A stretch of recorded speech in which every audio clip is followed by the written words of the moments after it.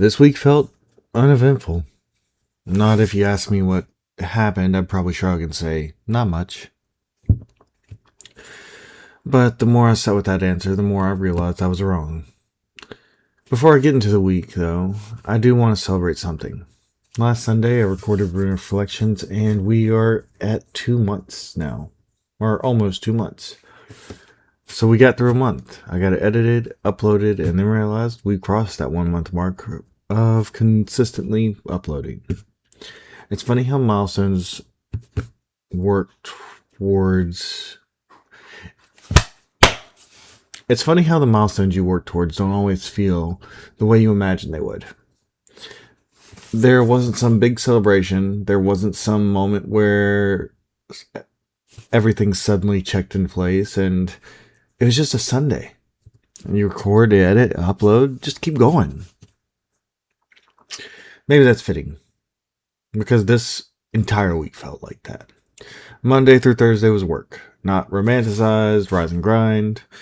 None of that. It was 10-hour days in 90-degree heat, digging ditches and running conduit and laying 500 kc mil ground wire in a substation.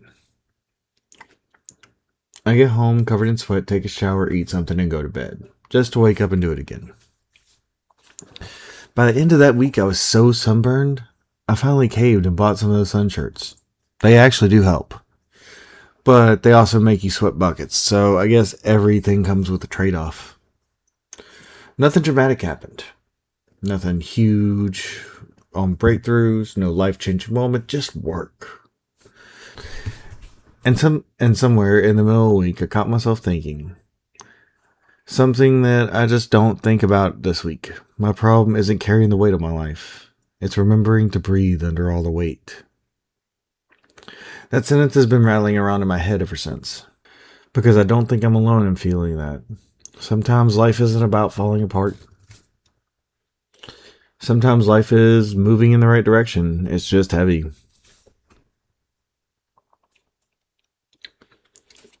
So this week, I wanted to talk about what it feels like to keep building when nothing dramatic happens. When you do what you do when your life is moving forward, but it doesn't feel meaningful in the moment. Because I have a suspicion that those ordinary weeks might just be the ones that shape us the most. Friday felt different. Not because anything big happened, just because I woke up and didn't have to be anywhere. I don't think people outside of the trades understand what a day off actually means. When you work in an office, a workday ends and you leave the office. In the trades, especially in the middle of a Memphis summer, a workday doesn't just take your time. It takes your body. You get home. You don't get home and think, what hobby shall I work on tonight? You're sunburned, your shoulders hurt, you're dehydrated. You eat, you shower, you recover. Personally, I try to drink about 3 liters of water because I know I'm going to be sweating that much tomorrow. And then you do it again. That's one reason I'm really loving these 4 10-hour shifts. The extra day doesn't feel like a weekend. It does feel like getting a piece of my life back. I said something earlier, but I haven't been able to stop thinking about. And that's that a workday infects your ability to chase dreams, even though it helps you chase paper. And I don't mean work is the enemy. I actually like where I'm working. The people are good people. The job's a good job. But there's a hidden cost to any full-time job, and it's not just the 40 hours. It's the energy those 40 hours take with them. Friday morning, I just sat, had a drink, I think it was a Coke, got a pedicure because my feet desperately needed it after the weeks spent in boots. And eventually I made my way into the studio. I've been getting ready for this new Alt Nouveau painting, and I knew I wanted to do an 8x10 color study first. I could have probably skipped it. Would anybody watching the final piece known that I skipped it? Probably not.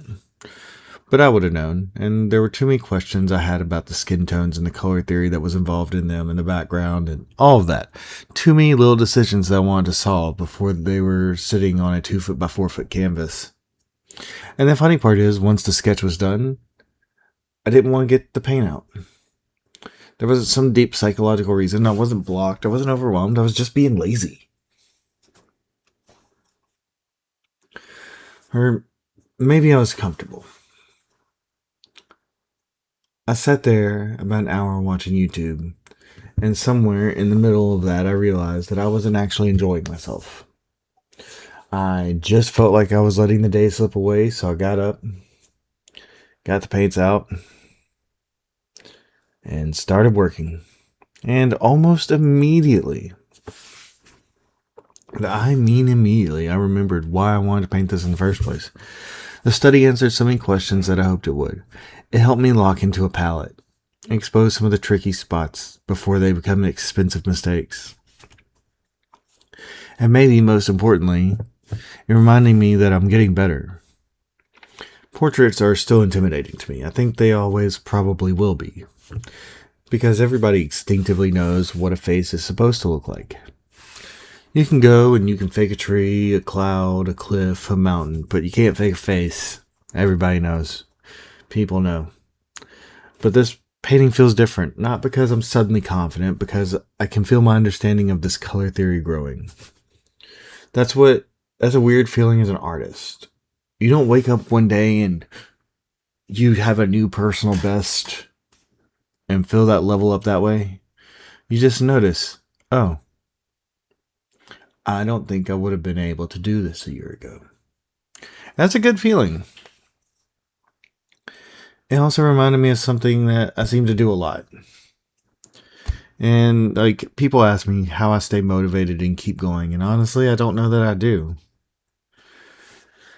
I've noticed my life it doesn't have these really big motivational buildups. I don't hype myself up. I don't have countdowns, and the only speeches I'm making are to you guys. I just switch. 1 minute I'm sitting on a couch, and the next minute I'm painting.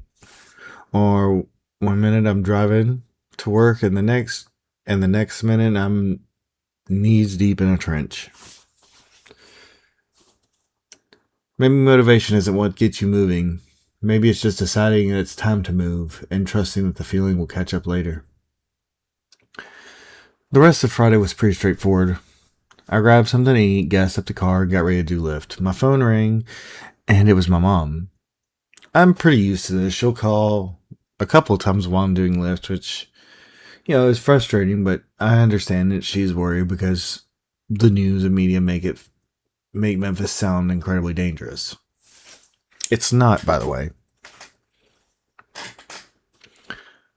She told me that a friend of 28 years had overdosed. And it was fentanyl, which is weird because he liked cocaine. Last year I spent 8 hours driving him to rehab because I wanted to help him have every chance I could.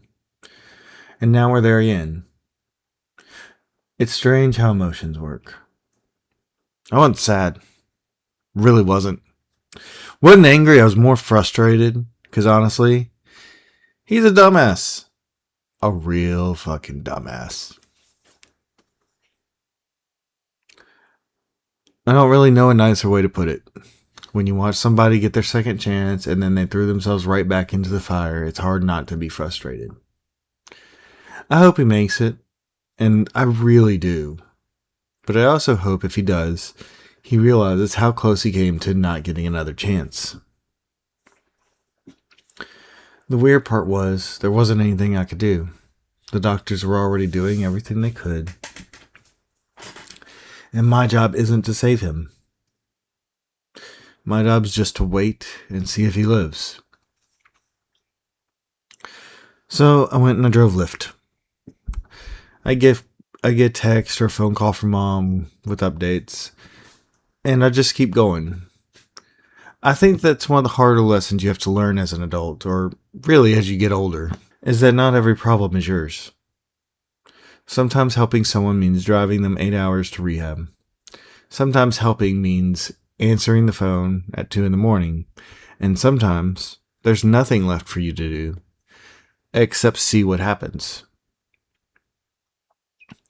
That phone call also got me thinking about something else. Friendships. It's kind of weird, the people who decide to stick around and the people who I haven't always been particularly nice to, and somehow they're still in my life. They still call, they still check in, and they're still people I thought I'd know forever that I haven't talked to in years. Adult friendships are strange. They get busy. Jobs change, people have kids, they move away. Everybody's attention gets pulled in 1,000 different directions. I understand all of it, and it's still kind of bullshit. But I also wonder if we've forgotten how to reconnect, or if we've gotten really good at drifting apart. Not because we hate each other, just because enough time passes that reaching out starts to feel awkward. So we don't. Another year goes by. And I don't think staying in touch means talking every day. That would be exhausting. To me, it just means knowing enough about someone's life that when you see them, you don't have to start with, so, what's been going on? To me, it's knowing enough about life. You already know, you've already been there, and maybe not every week, but enough. One thing I keep coming back to is forgiveness, and I honestly think it's becoming a lost skill. Not forgiveness for huge betrayals, but for the little things, for the missed phone calls, for the friend who disappears for a while, the awkward silence of an argument, for the difference in opinion. It feels like we've become quicker to write off people than to actually repair the relationships. And that's another topic we could get into about repair versus replacement. But for the time being, it feels like it's maybe just adulthood. Or maybe we've forgotten that relationship is just anything worth building and needs maintenance. The same way we maintain paintings, careers, the same way we maintain the electrical grid, and the same way we do... Well, I don't know. It's just something I've been having on my mind. Saturday morning, I woke up excited to get back into the studio. One thing I realized about this week is that almost everything in my life right now is about building. All week I was digging a substation out and doing trenches and laying conduit. It's not glamorous work. Most people will never even see it. But one day, electricity is going to flow through that place, and because somebody showed up every day and did the work. Art feels a lot like that right now. This podcast feels a lot like that. Streaming feels a lot like that. Most of the work isn't the big moments people see. It's ordinary days. It's recording one more episode, showing up one more stream, painting one more painting, working one more shift so you can afford to keep making paintings. I think that social media has convinced us that success feels exciting all the time, but I don't think that's true anymore. I think this week wasn't exciting. It was productive. And maybe that's the difference.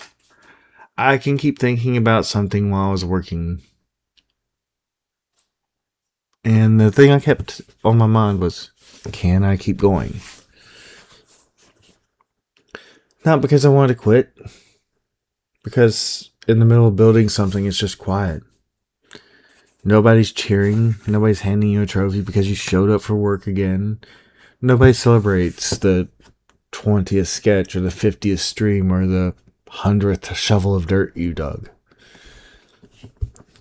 There's just those things that become a part of who you are. And maybe that's the milestone. And that's why they don't stop. They just stop being measured in days and start being measured in years. Then decades. Probably not centuries. Maybe if we're lucky. Looking back, I don't think this week I'll remember because this week will be one I remember because something incredible happened. I'll remember it because nothing incredible happened. I kept building anyways. Maybe that's what building life actually looks and feels like. It's not anything extraordinary. It's just refusing to stop doing the ordinary. So the question that I'm carrying into next week is, can I keep it up? Can I keep going? I think I can. And I guess we'll find out together.